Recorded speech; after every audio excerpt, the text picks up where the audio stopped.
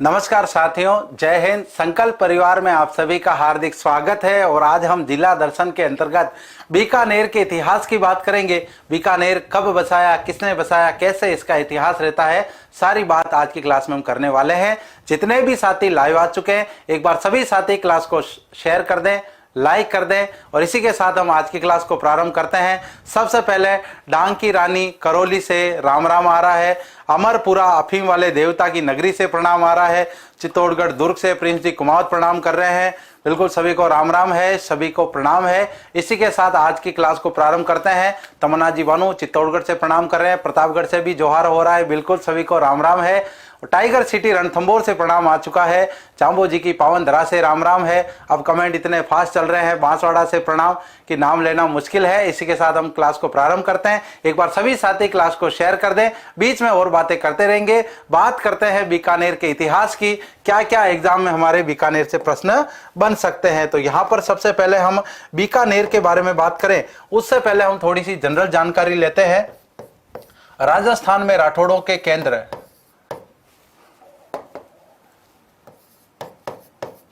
राठौड़ों के केंद्र का मतलब यह हुआ कि इनके जो रियासतें थी, राठौड़ों की शक्ति का केंद्र हम कह सकते हैं।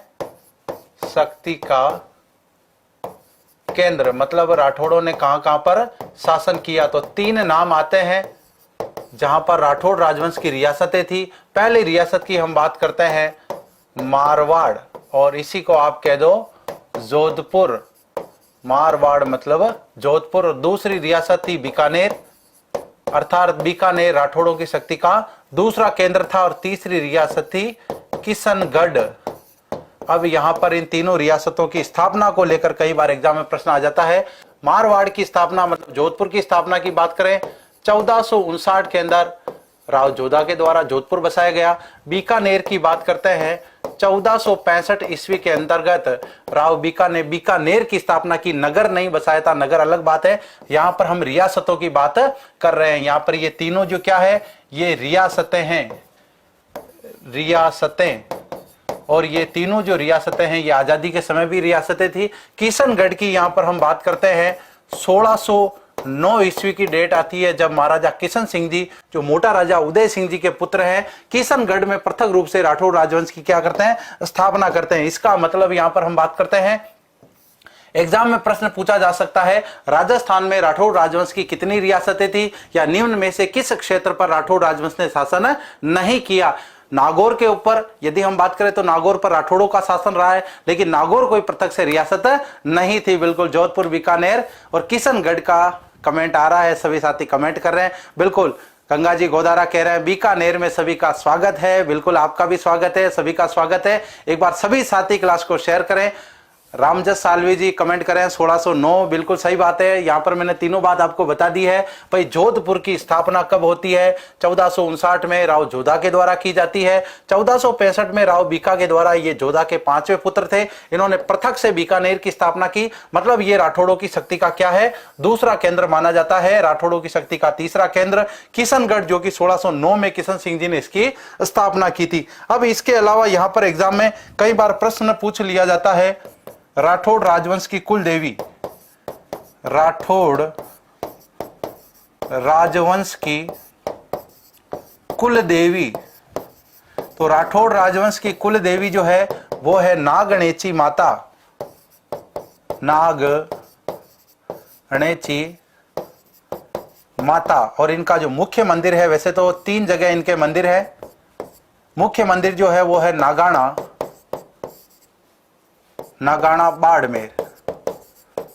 बाड़मेर, जहां पर चक्रेश्वरी माता का मंदिर है। दुहड़ ने यहां पर प्रतिमा स्थापित की। दूसरा मंदिर है जोधपुर में। और अभी हम बात करेंगे तीसरा मंदिर कहां पर है, बीकानेर के अंदर है। और ये कौन, राठौड़ों की कुल देवी की हम बात कर रहे हैं, नागणेची माता। इनको चक्रेश्वरी माता भी कहते हैं, चक्रेश्वरी माता। और राव दुहड़ जो है, उन्होंने ये मूल प्रतिमा जो है नगाना के अंदर यहां पर स्थापित की थी। और यहां पर हम लिख सकते हैं, ये क्या लिख रहे हैं हम, मंदिर लिख रहे हैं। मंदिर कहां कहां पर है, मंदिर यहां पर है। इसके अलावा हम बात करते हैं आराध्य देवी, बीकानेर के राठौड़ों की यहां पर हम बात कर रहे हैं। बीकानेर के राठौड़ों की, बीकानेर के राठौड़ों की आराध्य देवी, आराध्य देवी। और आराध्य देवी की यदि हम बात करें तो बीकानेर के राठौड़ों की आराध्य देवी कौन हो जाएगी? यहां पर करणी माता, करणी माता। और करणी माता क्यों? क्योंकि करणी माता के आशीर्वाद से ही राव बीकानेर की स्थापना की थी, पृथक से उन्होंने बीकानेर रियासत बसाई थी। तो यहां पर हम बात कर रहे हैं कि बीकानेर रियासत बनने की कहानी क्या है, क्या ऐसा हो गया था कि राव बीका जो राव जोधा के 5वें पुत्र हैं, प्रथम पुत्र राव जोधा के निम्बा हुआ करते थे और ये है 5वें नंबर के। इन्होंने अलग से रियासत क्यों बसाई? भाई अलग से इनको ठिकाना मिल जाता, आराम से अपने बड़े भाई की सेवा करते, अपनी रियासत में मस्त रहते। लेकिन इन्होंने पृथक से राज्य बसाने का एक कारण था, राव जोधा का दरबार लग रहा था। उस दरबार में राव जोधा के एक भाई थे जिनका नाम था कांधल, अर्थात बीका के वो क्या लगते थे? चाचा लगते थे। तो बीका और कांदल के बीच में काफी स्नेह था, दोनों पास में बैठे थे। उधर राव जोधा का दरबार चल रहा है और इधर दोनों आपस में कोई बातचीत करने में मशगूल थे, हंसी मजाक दोनों कर रहे थे। राव जोधा की जब नजर पड़ी राव बीका के ऊपर तो उन्होंने ताना मारते हुए कहा कि रे कांदल और बीका, क्या दोनों सलाह कर रहे हो? क्या विचार विमर्श चल रहा है? कोई अलग से रियासत तो नहीं बसा रहे हो, या फिर कहीं ऐसा तो नहीं मारवाड़ को ही 2 टुकड़ों में बांट दो? ऐसी कोई बात राव जोधा के द्वारा जब कही जाती है बीका को तो वो बात चुप जाती है कि ये बात आपने कर दी, अब तो रियासत बसानी ही है। और यहां पर बात करते हैं जैसे जोधपुर के मैप की यहां पर हम बात करते हैं तो बीकानेर की लोकेशन क्या आती है? यहां पर बीकानेर की लोकेशन आती है और ये था जोधपुर अर्थात मारवाड़। और बीकानेर को उस समय क्या कहते थे?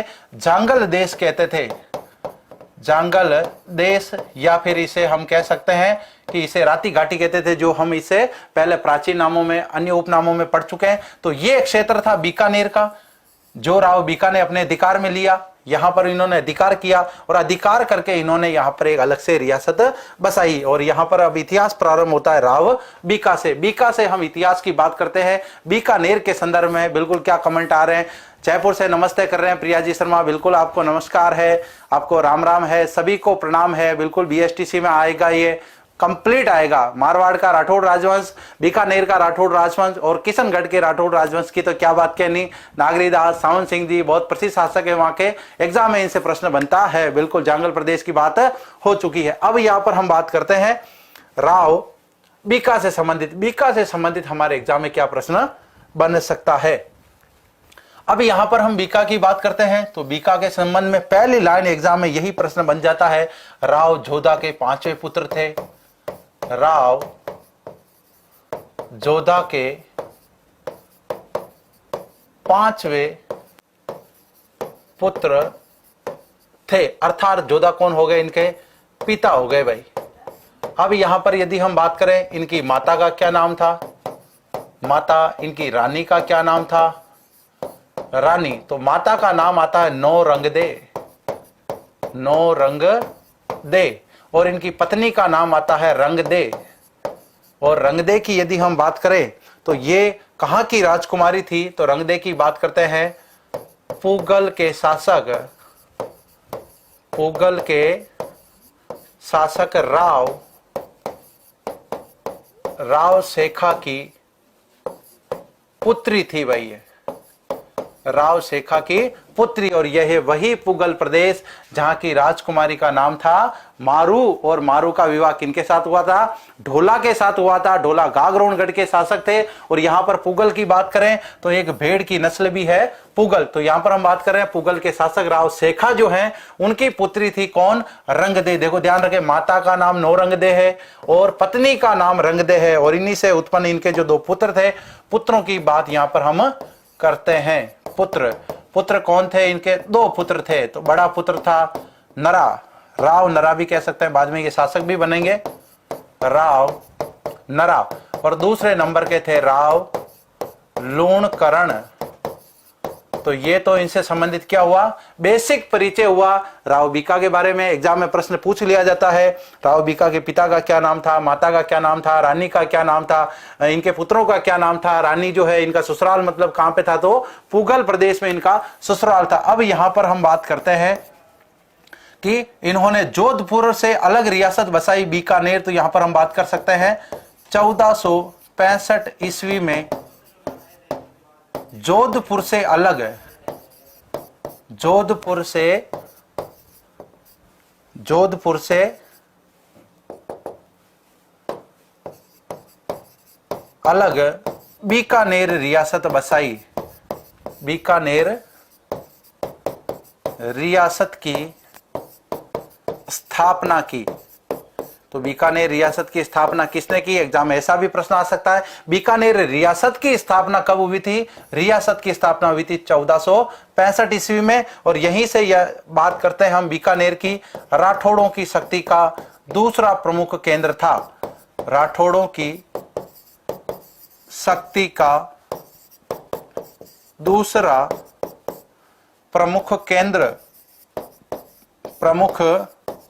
केंद्र। एग्जाम में ऐसे प्रश्न आ सकता है, राठौड़ों की शक्ति का दूसरा प्रमुख केंद्र कौन सा है? तो भाई यहां पर आपको ऑप्शन में मिल सकता है नागौर, किशनगढ़, बीकानेर, जोधपुर। तो जोधपुर की हम बात करते हैं, राठौड़ों की शक्ति का प्रथम केंद्र था। वैसे हम बात करते हैं मारवाड़ जो है, पाली से राव सिंहा जो है शुरुआत करते हैं यहां पर राठौड़ राजवंश की, लेकिन बाद में अनेक शासक आते हैं, अलग अलग शासक जो है अलग अलग क्षेत्रों पर शासन करते हैं। अब यहां पर इसके अलावा एग्जाम में यह प्रश्न भी बन जाता है, 1465 में जब इन्होंने बीकानेर की स्थापना की जोधपुर से अलग, तब से इनका कार्यकाल माना जाता है। अब यहां पर इनके राज्याभिषेक को लेकर भी एग्जाम में प्रश्न बन जाता है, राज्याभिषेक इनका कब हुआ था? राज्याभिषेक इनका कब हुआ था? तो राज्याभिषेक की यदि हम बात करें, राज्याभिषेक इनका 1465 में ना होकर के 1472 ईस्वी के अंदर होता है। और यहीं पर यदि हम बात करें राजधानी मतलब राव बीका की राजधानी, प्रथम राजधानी के बारे में पूछा गया है, राजधानी प्रथम, और प्रथम राजधानी कौन सी? कोडमदेसर। और कोडमदेसर इनकी प्रथम राजधानी है। और इसके अलावा यदि हम बात करें दूसरी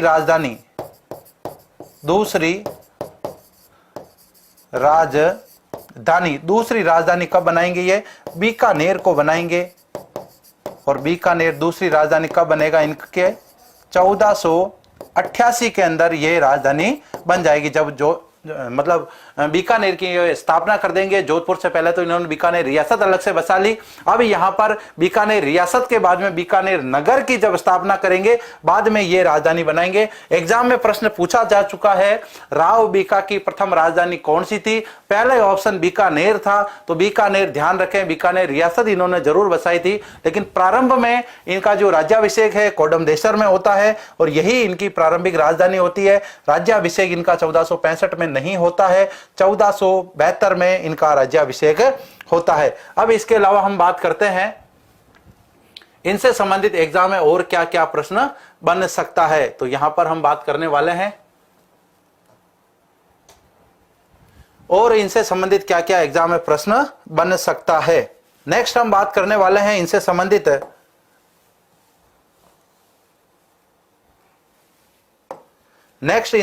हम बात करने वाले हैं। अब तक हमने क्या बात कर ली? अब तक हमने बात कर ली, इन्होंने बीकानेर रियासत की स्थापना कर ली, लेकिन अब बीकानेर नगर की स्थापना कब की? बीकानेर नगर की स्थापना इन्होंने कब की? तो बीकानेर नगर की स्थापना इन्होंने की थी 12 अप्रैल 1488 ईस्वी को। और इस दिन जो तारीख थी वो क्या थी? आखा तीज। इसी को हमारे राजस्थान में किस नाम से जानते हैं? अक्षय तृतीया के नाम से इसको जाना जाता है। अब यहां पर बात करते हैं अक्षय तृतीया जो है वो कब आती है, एग्जाम में बहुत ज्यादा इंपॉर्टेंट है।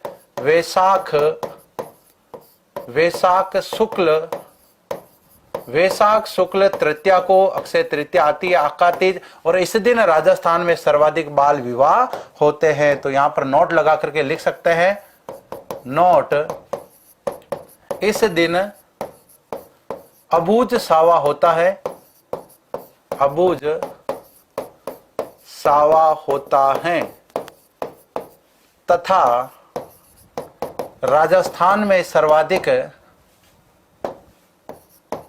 तथा राजस्थान में सर्वाधिक बाल विवाह होते हैं। सर्वाधिक बाल विवाह होते हैं। राजस्थान पुलिस का फेवरेट क्वेश्चन है, एग्जाम में प्रश्न आया हुआ है। राजस्थान में अबूझ सावा किस दिन होता है? राजस्थान में सर्वाधिक बाल विवाह कब होते हैं? तो ये एग्जाम में प्रश्न पूछा जा चुका है। कब? वैशाख शुक्ल तृतीया को आखा तीज होती है और आखा तीज को ही अक्षय तृतीया कहते हैं। इस दिन बीकानेर की क्या हुई थी? स्थापना हुई थी। और इसी दिन बीकानेर का क्या मनाया जाता है? स्थापना दिवस मनाया जाता है। तो यहां पर हम लिख सकते हैं इस दिन बीकानेर का स्थापना दिवस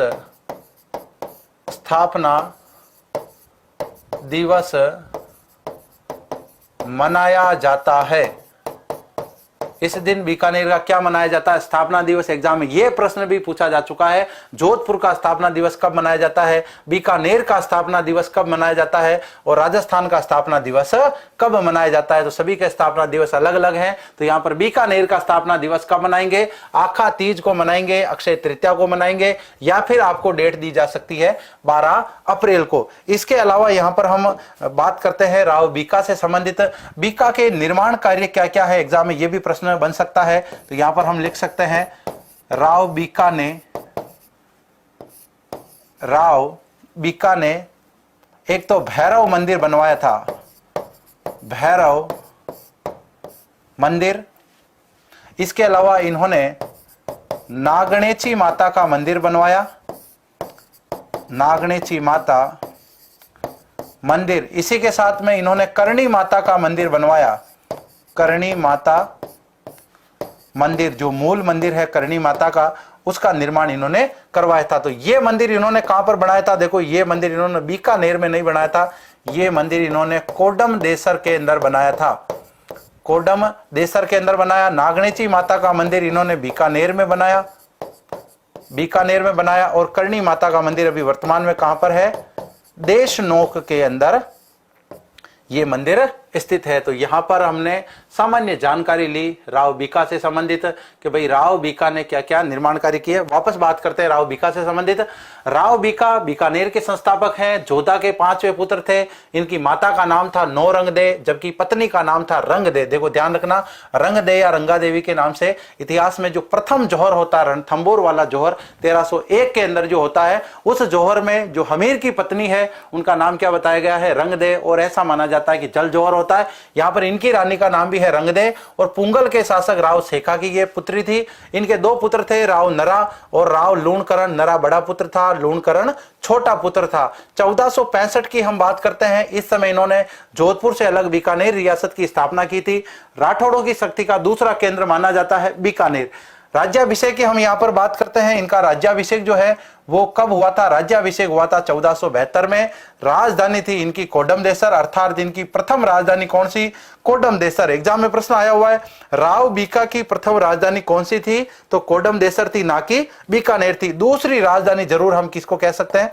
बीकानेर को हम कह सकते हैं। और इसकी स्थापना 1488 में होती है। इसके बाद बात करते हैं बीकानेर नगर के बारे में। नगर कब बसाया? 12 अप्रैल 1488 में यह नगर बसाया। उस दिन जो तारीख थी अपने हिंदी पंचांग के हिसाब से वो थी वैशाख शुक्ल तृतीया। इसे आखा तीज भी कहा जाता है, अक्षय तृतीया भी इस दिन होती है, दोनों एक ही नाम है। इस दिन राजस्थान में अबूझ सावा होता है, सबसे ज्यादा बाल विवाह इस दिन होते हैं। इसके अलावा इसी दिन बीकानेर का क्या मनाया जाता है? स्थापना दिवस मनाया जाता है। राव बीका की बात करते हैं। राव बीका ने भैरव मंदिर का निर्माण करवाया, इन्होंने नागणेची माता के मंदिर का निर्माण करवाया, इन्होंने करणी माता के मंदिर का निर्माण करवाया। और यहां पर हम लिख सकते हैं करणी माता के बारे में, इन्हीं के आशीर्वाद से, इन्हीं के आशीर्वाद से, इन्हीं के आशीर्वाद से बीकानेर की स्थापना की, बीकानेर की स्थापना की। और करणी माता ने आशीर्वाद देते हुए ये कहा था कि जा बीका तेरा साम्राज्य जो है वो जोधा से क्या होगा, सवाया होगा, और बहुत सारे जो भूपति है, बहुत सारे जो जमीन के मालिक हैं, अर्थात बहुत सारे जो राजा है वो तेरे नौकर चाकर होंगे। ऐसा आशीर्वाद किन्होंने दिया, करणी माता ने दिया। और एग्जाम में प्रश्न भी आ चुका है, ऐसा पूछा जा सकता है कि ऐसा आशीर्वाद किन्होंने दिया था, या फिर ये बात किसके लिए कही गई है कि जा बीका तेरा साम्राज्य जो है अपने पिता जो है, इनके पिता जो है राव जोधा, उनसे सवाया होगा। जिस प्रकार से मिर्जा राजा जयसिंह से सवाया गुण देकर औरंगजेब ने जयसिंह सेकंड को कौन सी उपाधि दे दी, सवाई की उपाधि दे दी, उसी प्रकार से यहां पर बीका के बारे में करणी माता कहती है कि जा बीका तेरा साम्राज्य जो है वो सवाया होगा, अपने पिता से तेरा साम्राज्य क्या होगा, बड़ा होगा, और बहुत सारे भूपति मतलब बहुत सारे राजा महाराजा जो है वो तुम्हारे क्या होंगे, अधीन होंगे, अर्थात नौकर चाकर होंगे। बिल्कुल क्लियर, हाँ जी, करणी माता की जय हो। तो यहां पर करणी माता की बात हम कर रहे थे, इन्हीं के आशीर्वाद से बीकानेर की स्थापना की, किन्होंने की, राव बीका ने की। अब बीका ने यहां पर हम बात करते हैं, बीका ने एक निर्माण कार्य करवाया था, बीका की गढ़ी, कहीं कहीं बीका की इसको टेकरी भी कहते हैं, बीका की गढ़ी या टेकरी, और यहीं पर इसे हम लघु दुर्ग भी कह सकते हैं। ये क्या है, एक प्रकार से लघु दुर्ग है। और यहीं पर हम कह सकते हैं, यहीं पर राय सिंह ने जूनागढ़ दुर्ग बनवाया, जूनागढ़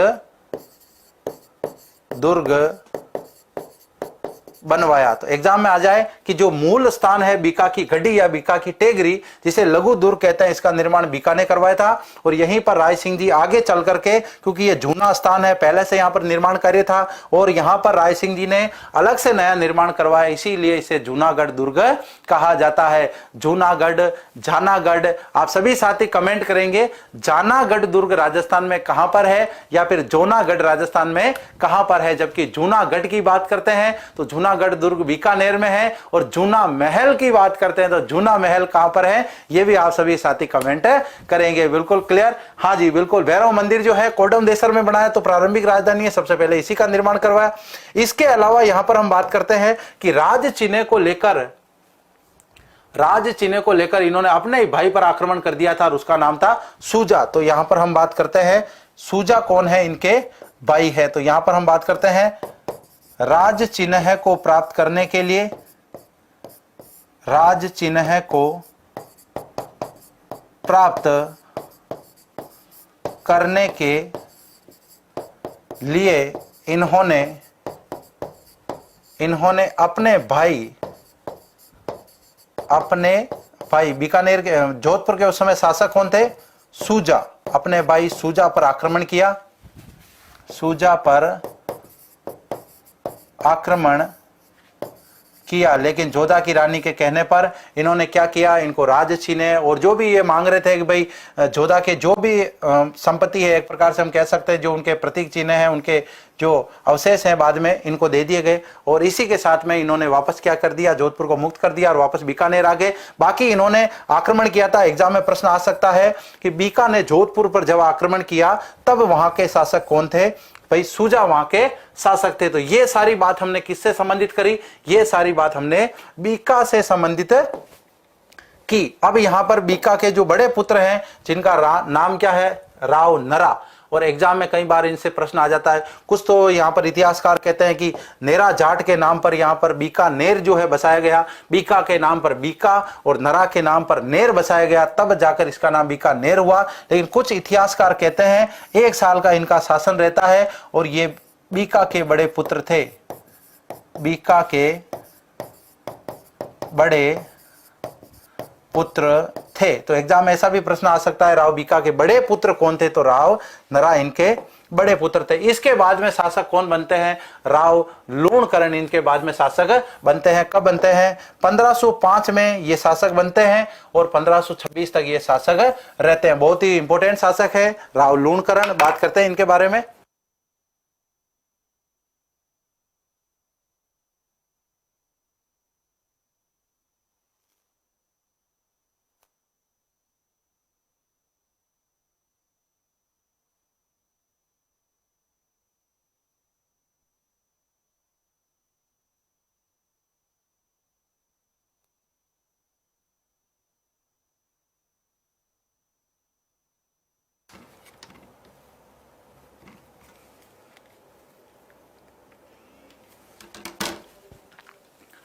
तो यहां पर हम बात कर रहे हैं लूणकरण के बारे में। हाड़ौती से प्रणाम आ रहा है। जानागढ़ दुर्ग के साथी कमेंट कर रहे हैं सीराराम जी सारण। प्रतापगढ़ में है, जूना महल डूंगरपुर में है। बिल्कुल सही बात है, क्लियर यहां पर। तो यहां पर बात करने वाले हैं लूणकरण के बारे में। सबसे ज्यादा एग्जाम में क्या पूछा जाता है इनके बारे में, वो हम यहां पर बात करते हैं। इन्होंने जैसलमेर के एक शासक को पराजित किया था, तो यहां पर हम बात करते हैं इन्होंने जैसलमेर शासक और जिनका नाम क्या है, रावल। जैसलमेर के शासक रावल और महारावल की उपाधि लगाते थे। रावल जैतसी को पराजित किया, जैतसी को पराजित किया। तो जैतसी को पराजित किन्होंने किया, एग्जाम में ऐसा प्रश्न आ जाता है कि भाई बीकानेर के कौन शासक थे जिन्होंने जैसलमेर के शासक को पराजित किया। इन्होंने जैसलमेर के शासक रावल जैतसी को पराजित किया। और ये युद्ध कौन सा था, युद्ध, तो ये युद्ध था रजोबाई का युद्ध। रजोबाई का युद्ध इसे कहा जाता है। इसके अलावा सबसे ज्यादा इंपॉर्टेंट क्या है, इनकी पुत्री का नाम आ जाता है कई बार। इनकी पुत्री जिसका नाम क्या था, बालाबाई। अब आप सभी साथी कमेंट करेंगे बालाबाई का विवाह आमेर के किस शासक के साथ हुआ था। बहुत ही ज्यादा इंपॉर्टेंट है। इनको आमेर की मीरा कहा जाता है। आमेर की मीरा इनको कहा जाता है। भाई आमेर के किस शासक की ये पत्नी थी, तो इनकी पुत्री का नाम क्या था, बालाबाई। ये भी ज्यादा इंपॉर्टेंट है। इसके अलावा यहां पर हम बात करते हैं सबसे ज्यादा इनके बारे में एग्जाम में क्या आता है कि इनको कलयुग का कर्ण कहा जाता है। कलयुग का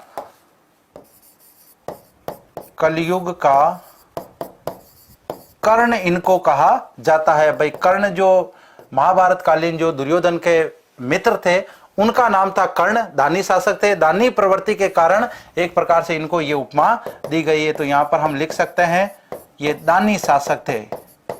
दानी शासक बड़ा दान करते थे, अर्थात इनको कलयुग का कर्ण कहा गया है। और कलयुग का कर्ण जो है इनको किसमें कहा गया है, उस ग्रंथ का नाम क्या है, तो ग्रंथ का नाम है राव जेतसिरो छंद।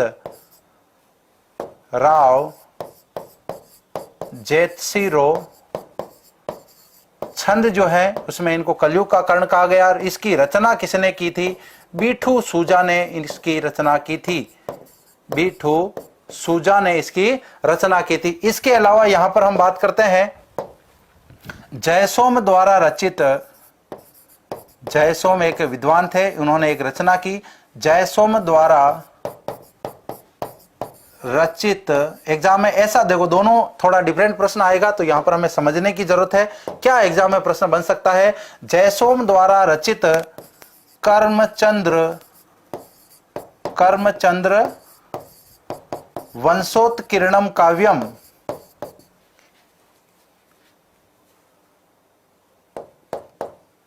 वंशोत्कीर्णम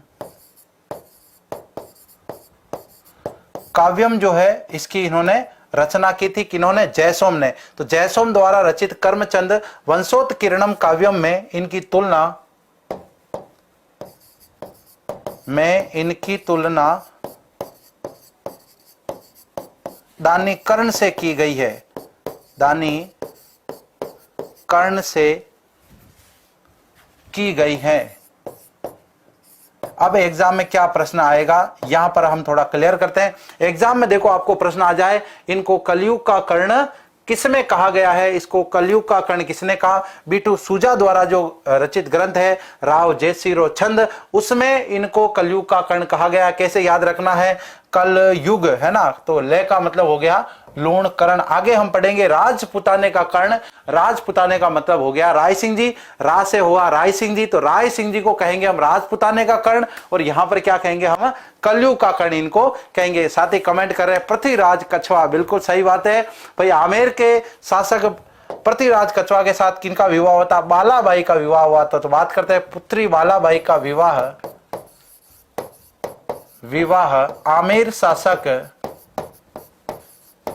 आमेर शासक पृथ्वीराज कछवा के साथ हुआ। पृथ्वीराज कछवा के साथ हुआ। और इनको आमेर की क्या कहा जाता है, मीरा इनको कहा जाता है। जब हमने आमेर रियासत के बारे में पढ़ा तब हमने इस विषय के बारे में डिटेल से बात की थी। अब यहां पर हम लूणकरण जी के बारे में बात कर रहे हैं। सबसे ज्यादा इंपॉर्टेंट इनकी पुत्री के बारे में एग्जाम में पूछा जा चुका है। जैसलमेर के किस शासक को पराजित किया, जैतसी को पराजित किया। भाई रावल जैतसी वहां पर भी है, आगे भी यहां पर शासक आएंगे बीकानेर में, उनका नाम भी जैतसी है, लेकिन ये जैतसी अलग है, वो जैतसी अलग है। एक नाम से अनेक व्यक्ति हो सकते हैं।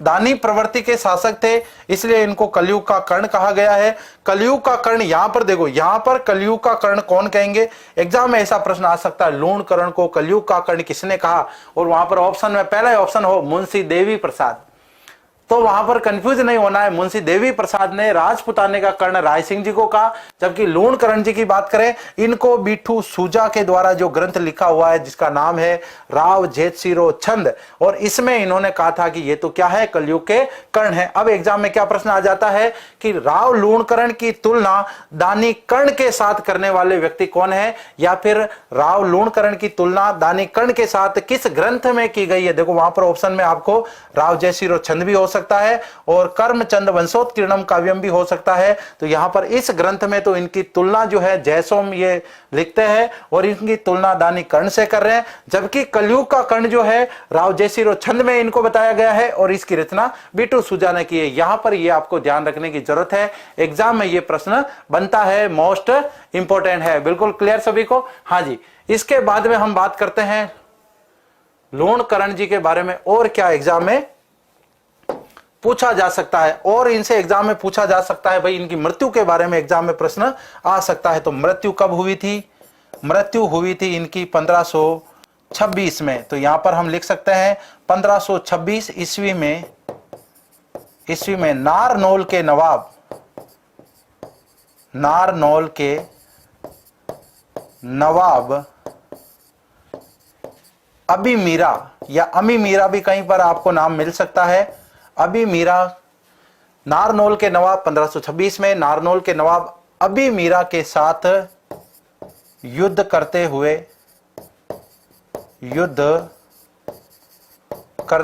वीर गति को प्राप्त हुए, वीर गति को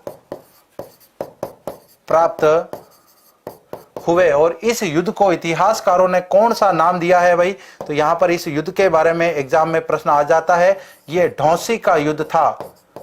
ढौसी का युद्ध भी हम इसे कह सकते हैं। या फिर एग्जाम में प्रश्न आ सकता है नारनौल के नवाब कौन थे उस समय जिनके साथ युद्ध करते हुए इनकी मृत्यु हुई, तो अबी मीरा इनका नाम था। ये युद्ध कब हुआ था, नारनौल का युद्ध भी कह सकते हैं इसे, और इसे हम ढौसी का युद्ध भी कह सकते हैं। नारनौल के नवाब से ये युद्ध करते हुए वीर गति को प्राप्त हुए थे। ये व्यक्ति कौन थे, लूणकरण थे। अब इसके बाद हम बात करते हैं राव जेतसी के बारे में। अभी हम बात कर रहे थे राव जेतसिरो छंद के बारे में। तो राव जेतसी यहाँ के एक इंपोर्टेंट शासक है जिनके बारे में हम अभी बात करने वाले हैं। तो पहली बात तो यहां पर इनके संबंध में यदि हम बात करें तो उस ग्रंथ की बात हम कर लेते हैं, राव जेतसिरो छंद, राव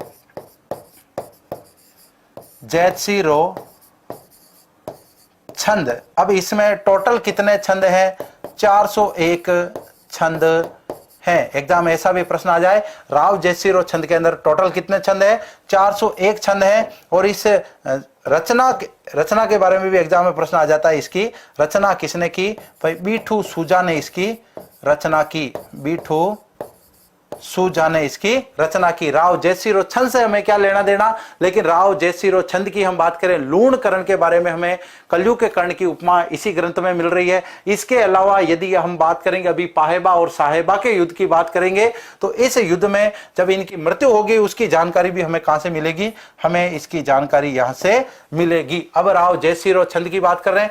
जेतसी के बारे में यदि हम बात करें तो थोड़ा उल्टे क्रम में यदि इस युद्ध के बारे में हम थोड़ी सी जानकारी लें तो पाहेबा या फिर इसी को साहेबा युद्ध भी कहते हैं, पाहेबा साहेबा का युद्ध। और यह युद्ध कब हुआ था, 1542 ईस्वी के अंदर यह युद्ध हुआ था। और इस युद्ध में यदि हम बात करें, इस युद्ध में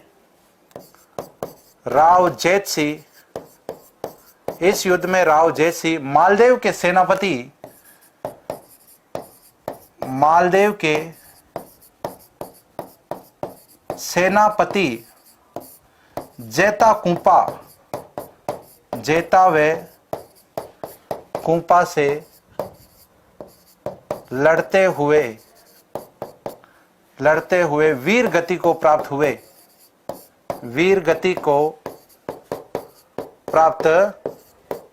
हुए। अब एग्जाम में यहां पर प्रश्न बन सकता है, आप सभी साथी कमेंट करेंगे ये पाहेबा साहेबा जो है ये कहां पर पड़ता है, कहां पर है ये मैदान?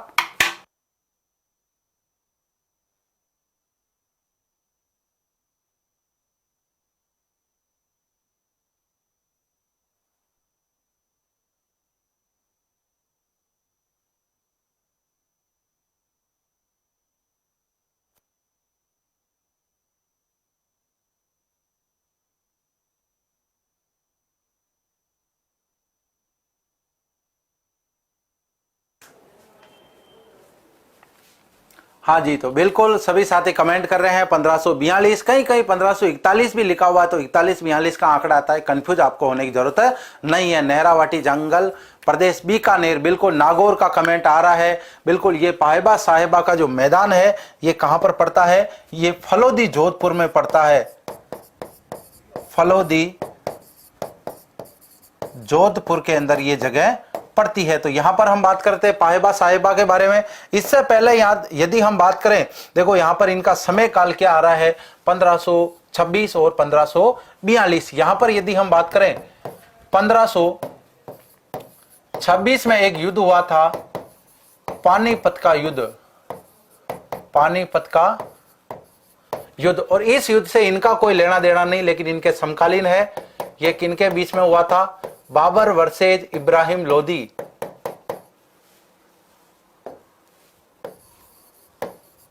इब्राहिम लोदी के बीच में हुआ था। इस युद्ध में इब्राहिम लोदी की हार हुई थी। युद्ध भूमि में लड़ते हुए वीर गति को प्राप्त हुए। इसके बाद में बाबर ने आक्रमण कहां पर किया? बाबर ने राणा सांगा के साथ युद्ध किया था, और वो युद्ध कौन सा हो गया भाई? खानवा युद्ध। और ये युद्ध कब हुआ था? 1527 ईस्वी के अंदर हुआ था। इस युद्ध के बारे में क्या एग्जाम में प्रश्न बन सकता है इनसे? खानवा युद्ध में राणा सांगा की सहायता की। देखो प्रश्न क्या पूछा जा रहा है? सहायता की, ना कि युद्ध में खुद उपस्थित होते हैं। अब यहां पर यदि बात करते हैं तो सहायता जब की, तो यहां पर बात करेंगे अपने पुत्र कल्याणमल को भेजा। अपने पुत्र कल्याणमल को भेजा। तो यहां पर ये अपने पुत्र कल्याणमल को इस युद्ध में भेजेंगे। एग्जाम में जैसे प्रश्न आया हुआ है, मारवाड़ के किस शासक ने राणा सांगा की खानवा के युद्ध में सहायता की थी? तो वहां पर शासक हो जाएंगे राव गांगा, ना कि राव मालदेव। मालदेव स्वयं 4000 सैनिकों के साथ वहां पर उपस्थित हुए थे, लेकिन वो उस समय शासक नहीं थे। अब एग्जाम में यहां पर प्रश्न क्या बन सकता है? बीकानेर के किस व्यक्ति ने खानवा युद्ध में राणा सांगा की ओर से युद्ध किया था? वो है कल्याणमल। लेकिन प्रश्न ये बन जाता है कि उस समय शासक कौन थे जिन्होंने राणा सांगा की इस युद्ध में सहायता की थी? तो यहां पर कल्याणमल जो है सेना का नेतृत्व करते हैं, राठौड़ सेना का नेतृत्व करते हैं, बीकानेर से युद्ध करने के लिए जाते हैं। इसके बाद में एक युद्ध और इंपॉर्टेंट है 1534 का। 1534 के युद्ध के यदि हम बात करें, कौन सा युद्ध है? बटनेर का युद्ध। और इस युद्ध की यदि हम बात करें तो इसमें इन्होंने बाबर के पुत्र कामरान को पराजित किया था। तो यहां पर हम बात करते हैं इस युद्ध में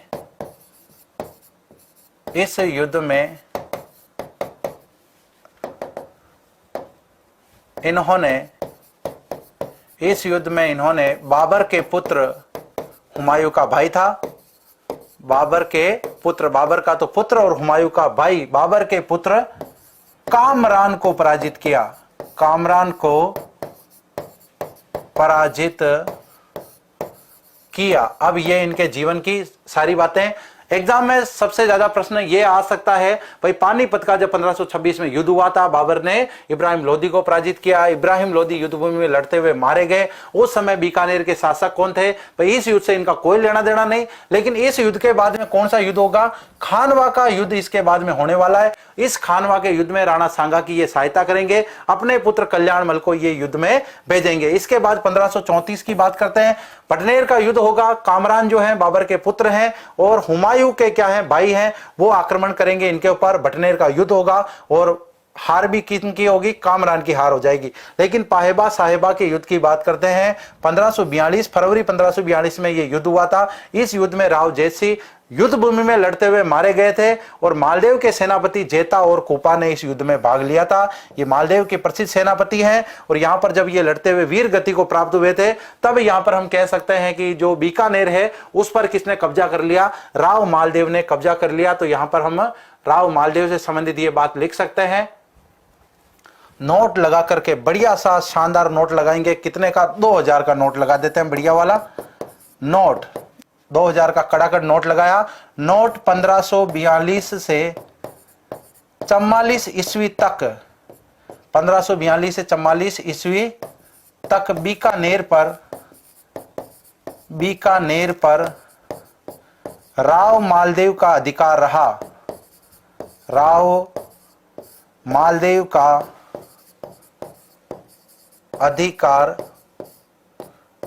रहा और ये वही राव मालदेव हैं जिनको फारसी इतिहासकारों ने कहा ये तो हसमत वाला शासक हैं। तो ये वही शासक है राव मालदेव। तो 1544 तक क्यों रहा भाई अधिकार, तो यहां पर बात करते हैं 1542 में राव जैसी जो है यहां पर इस युद्ध में वीर गति को प्राप्त होते हैं। कौन सा युद्ध है, पाहेबा का युद्ध या इसे साहिबा का युद्ध भी कहते हैं। लेकिन 44 के अंदर एक युद्ध हो जाता है, गिरी सामेल का युद्ध, जिसमें बड़ी कठिन विजय होती है शेरशाह सूरी की और शेरशाह सूरी के मुंह से यह निकलता है, आज तो खैर हुई वरना मुट्ठी भर बाजरे के लिए मैं हिंदुस्तान की बादशाहत खो देता। उस युद्ध में इनके पुत्र जो है कल्याणमल, जिनकी आगे हम बात करने वाले हैं, उन्होंने शेरशाह सूरी का साथ दिया था और शेरशाह सूरी जैसे ही वहां पर गिरी सामेल के युद्ध में मालदेव के सेनापति चेताकुपा उस युद्ध में वीर गति को प्राप्त होते हैं, लड़ते हुए मालदेव युद्ध से पहले वहां से फरार हो जाते हैं। बहुत ही समझदार व्यक्ति थे।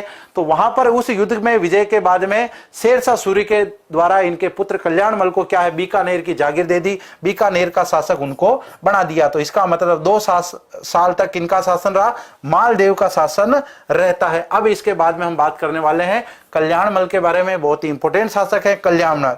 तो कल्याणमल के बारे में पहली बात क्या आ जाती है, पहली बात तो यह कि खानवा युद्ध में भाग लिया। खानवा युद्ध में भाग लिया। एग्जाम में प्रश्न आ सकता है कि बीकानेर के किस शासक ने भाग लिया या फिर किस व्यक्ति ने भाग लिया, तो वो थे कल्याणमल। जब भाग लिया उस समय शासक नहीं थे, लेकिन बाद में शासक बने, लेकिन इन्होंने क्या किया, युद्ध में भाग लिया था। इसके बाद में हम 44 की बात कर रहे हैं, गिरी सामेल का युद्ध 1544 ईस्वी में गिरी सामेल का जो युद्ध हुआ था, जिसे जेतारण का युद्ध भी कहा जाता है, गिरी सामेल कह दो या फिर गिरी सुमेल कह दो, एक ही बात है, गिरी सामेल या फिर गिरी सुमेल के युद्ध में शेरशाह सूरी का साथ दिया। शेरशाह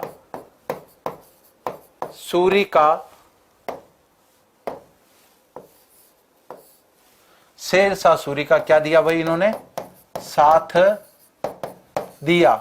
यहां पर यह भी एग्जाम में आ सकता है, बीकानेर के प्रथम शासक जिन्होंने अफगानों की अधीनता स्वीकार की, ये भाई कौन है, शेरशाह सूरी अफगान है, ये ना कि मुगल है, ध्यान रखें, अफगान है। अफगानों की अधीनता स्वीकार करने वाले मेवाड़ के प्रथम शासक कौन है, मेवाड़ के प्रथम शासक है महाराणा उदय सिंह जी। उन्होंने अफगानों की अधीनता तो स्वीकार की, लेकिन मुगलों की अधीनता कभी स्वीकार नहीं की मेरे साथियों। तो यहां पर ये आपको प्रश्न पूछा जा सकता है कि भाई कल्याणमल है, इन्होंने किनकी अधीनता स्वीकार की, भाई इन्होंने अफगानों की भी स्वीकार कर ली, मुगलों की भी अधीनता स्वीकार कर ली, लेकिन मेवाड़ के महाराणा उदय सिंह जी ने अफगानों की अधीनता, मतलब ये वही शेरशाह सूरी है जिनकी अधीनता वो भी स्वीकार कर लेंगे, लेकिन मुगलों की अधीनता स्वीकार नहीं करेंगे। तो यहां पर बात कर रहे हैं 1544 ईस्वी में गिरी सामेल के युद्ध में इन्होंने किनका साथ दिया, शेरशाह सूरी का साथ दिया। बदले में शेरशाह सूरी ने इनको क्या किया, बीकानेर का शासक घोषित किया। अब यहां पर कल्याणमल बड़े समझदार व्यक्ति हैं, तो इन्होंने क्या किया था, 1570 ईस्वी में नागौर दरबार में उपस्थित होकर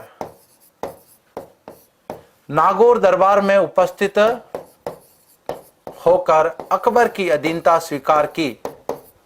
अकबर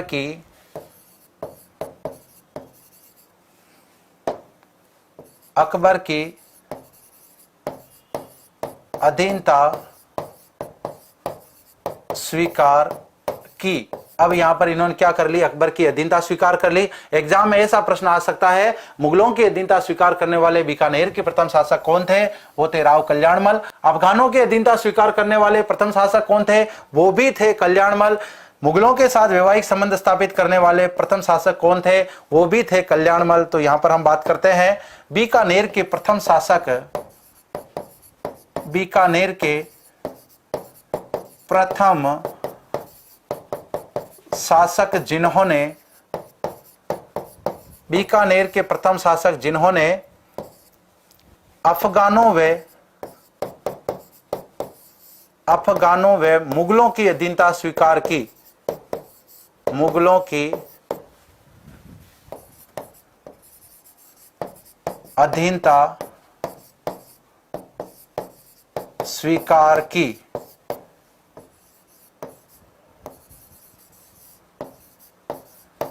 मुगलों की अधीनता स्वीकार कर ली और अफगानों की भी इन्होंने अधीनता स्वीकार कर ली थी। तो यहां पर हम बात कर रहे हैं बीकानेर के प्रथम शासक हैं जिन्होंने अफगानों और मुगलों की अधीनता स्वीकार की। वे मुगलों से वैवाहिक संबंध बनाए, मुगलों से वैवाहिक संबंध स्थापित किए, संबंध स्थापित किए। अब ये प्रश्न दोनों एग्जाम में इंपॉर्टेंट है और एग्जाम में प्रश्न पूछा जा चुका है इनके बारे में। इनके दो पुत्र थे, बड़े ही प्रसिद्ध दोनों पुत्रों के नाम है। बड़े पुत्र का नाम क्या है? पृथ्वीराज राठौड़। पृथ्वीराज राठौड़ व राय सिंह, ये दोनों अकबर के दरबार में, नागौर दरबार में उपस्थित होते हैं। तो पुत्रों पृथ्वीराज राठौड़ व राय सिंह को अकबर के दरबार में नियुक्त किया। अकबर के दरबार में नियुक्त किया। तो इनको अकबर के दरबार में क्या मिल गई? नियुक्ति मिल गई। अब यहां पर पृथ्वीराज राठौड़ जो है वो बड़े पुत्र हैं किनके? कल्याणमल के। लेकिन इनको राजकाज में कोई इंटरेस्ट नहीं है। ये तो एक साहित्यकार थे, बड़े ही उच्च कोटि के साहित्यिक विद्वान थे, डिंगल भाषा के बड़े जानकार थे। तो अकबर ने इनको अपने दरबार में रख लिया दरबारी के रूप में। लेकिन राय सिंह जी जो है छोटे पुत्र होने के बाद भी, चूंकि जब पृथ्वीराज जी राजा नहीं बन रहे हैं तो राय सिंह जी को एक प्रकार से कह सकते हैं हम कल्याणमल के बाद में यहाँ का साम्राज्य जो है वो यहाँ पर प्राप्त हो जाएगा। बिल्कुल यहाँ तक क्लियर सभी को? हाँ जी, पृथ्वीराज राठौड़ और राय सिंह जी की अभी हम बात करें। इनको डिंगल का हेरोस भी कहते हैं। पूरी बात हम अभी आगे करने वाले हैं। अब यहां पर हम पृथ्वीराज राठौड़ विशेष लेने वाले हैं क्योंकि एग्जाम में बहुत ज्यादा इनसे प्रश्न पूछे जाते हैं। अब यहां पर बात करते हैं, उच्च कोटि के विद्वान थे, उच्च कोटि के विद्वान थे, बहुत ही प्रसिद्ध ये विद्वान थे। अब यहां पर बात करते हैं अकबर के दरबारी रत्न थे। अकबर के दरबारी रत्न थे। भाई अकबर के दरबार की क्या थे? ये शोभा थे। अब इनसे संबंधित बहुत सारी ऐसी बातें जो है वो बहुत ही इतिहास में प्रसिद्ध है। अकबर ने इनको कौन सी जागीर प्रदान की? तो अकबर ने इनको गागरोन की जागीर प्रदान की। गागरोन की जागीर प्रदान की और यहीं पर इन्होंने बैठकर जिसकी रचना की, ग्रंथ की, वो एग्जाम में सबसे ज्यादा पूछा जाता है। तो यहां पर हम बात करते हैं, यहीं पर इन्होंने एक ग्रंथ लिखा था जिसका नाम क्या है? यहीं पर इन्होंने वेली कृष्ण रुक्मणी री, वेली किशन रुक्मणी री की रचना की। तो वेली किशन रुक्मणी री की इन्होंने क्या कर दी? की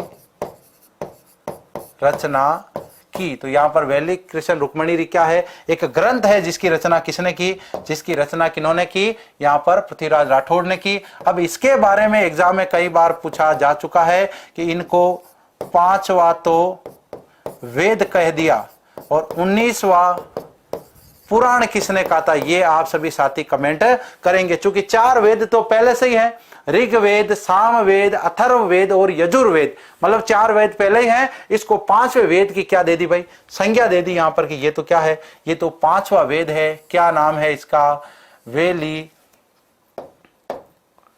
वेली कृष्ण रुक्मणी जो है, इसका क्या नाम है, ग्रंथ का नाम है। किन्होंने लिखी, पृथ्वीराज राठौड़ ने इसकी रचना की थी। अकबर के दरबारी रत्नों में विशेष थे। और यहां पर यदि हम बात करें साहित्यक नाम क्या है इनका, साहित्यक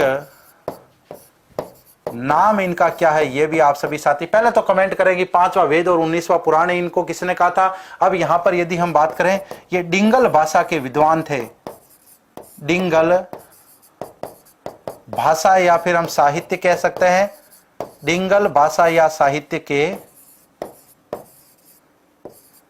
विद्वान या फिर हम इनको कवि कह सकते हैं। तो यहां पर इन्होंने रचना की। 5वां वेद और 19वां पुराण किसने कहा था, देखें सभी साथी कमेंट कर रहे हैं दुर्सा आढ़ा के बारे में। बिल्कुल, क्या बात है, अच्छा लगता है जब इस प्रकार से आप सभी साथी कमेंट करते हैं। क्या नाम है, दुर्सा आढ़ा। दुर्सा आढ़ा ने इस वैली कृष्ण रुक्मणी के बारे में क्या कहा कि ये तो 5वां वेद है, 19वां पुराण है और एग्जाम में प्रश्न पूछा जा चुका है। अब बात करेंगे साहित्यक नाम क्या है इनका। यहां पर हम बात करते हैं पाथल के बारे में। भाई पाथल कौन है, पाथल है यहां पर महाराणा प्रताप। पाथल कौन है, राणा प्रताप। और पित्थल किसको कहा गया है, भाई पित्थल कहा गया है इनको पृथ्वीराज राठौड़ को।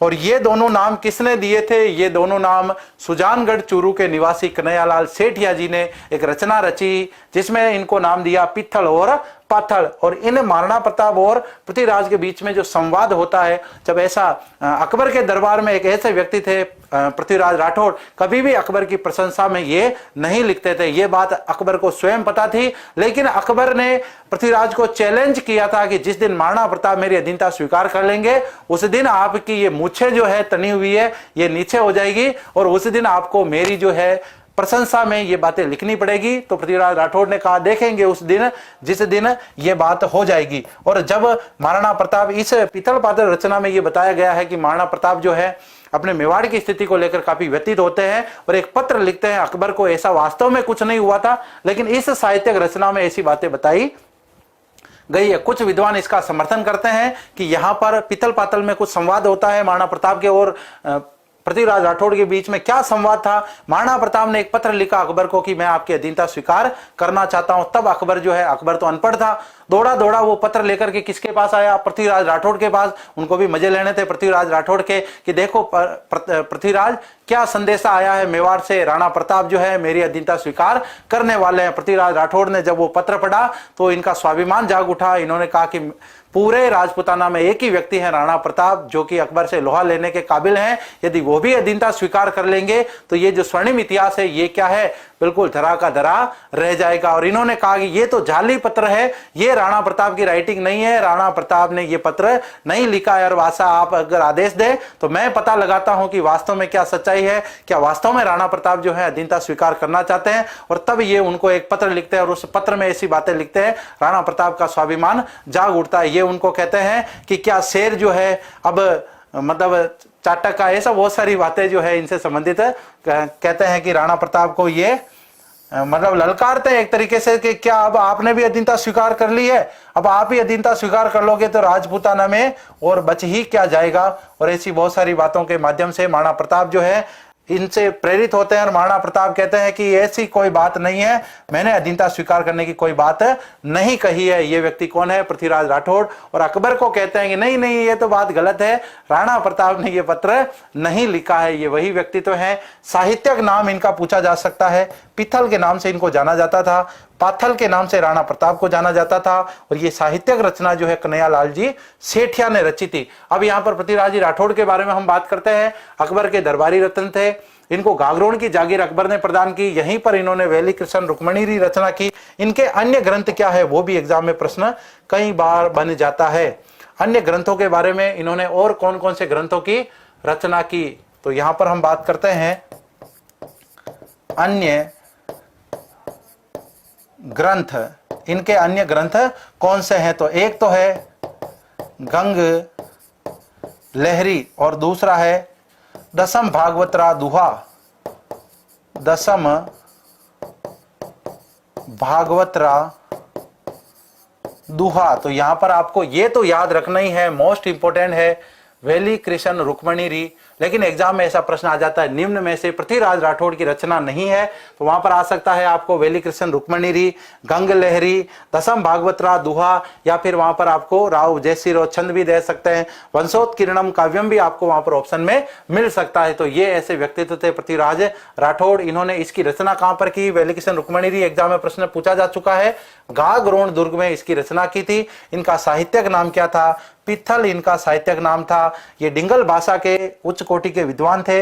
इनका किससे संबंध था, डिंगल भाषा से संबंध था। डिंगल जो है वो साहित्यक भाषा है, पिंगल जो है वो साहित्यक भाषा नहीं है। अन्य ग्रंथों में यदि बात करें तो गंग लहरी, दसम भागवतरा दुहा जो है वो क्या है, अन्य ग्रंथों में शामिल किए जाते हैं। तो ये थे पृथ्वीराज राठौड़। इसके बाद में नेक्स्ट जो अपना पार्ट होने वाला है उसमें हम बात करेंगे कल्याण सिंह जी के जो छोटे पुत्र थे, कल्याण मल के जो छोटे पुत्र थे उनका नाम क्या था। उनका नाम था महाराजा राय सिंह जी, जो अकबर के दरबार में विशेष सम्मान पाते थे। मुगल दरबार का उनको आधार स्तंभ कहा जाता था। उनकी बात हम डिटेल से कल की क्लास में करने वाले हैं। बिल्कुल यहाँ पर सभी को प्रणाम है, सभी को नमस्कार है। जितने भी नए साथी जुड़े हैं यूट्यूब चैनल को सब्सक्राइब करें, टेलीग्राम से जरूर जुड़ें ताकि आपको वहां पर डेली क्विज पीडीएफ और भी बहुत सारी जानकारी मिलती रहे। मिलते हैं कल बीकानेर इतिहास के पार्ट 2 में और बीकानेर जिला दर्शन के पार्ट 3 में। तब तक के लिए अनुमति दीजिए। जय हिंद, जय भारत।